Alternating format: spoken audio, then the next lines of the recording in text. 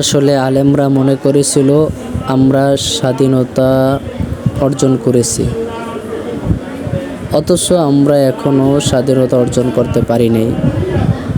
আমরা স্বাধীনতা অর্জন তখনই করব যখন এদেশের মধ্যে ইসলাম প্রতিষ্ঠা হবে, যখন এদেশে আল্লাহ তাআলার আইন পাশ করা হবে, যখন আল্লাহ তাআলার আইন অনুযায়ী এদেশে রাষ্ট্র পরিচালনা হবে, তখনই আমরা স্বাধীনতা অর্জন করব।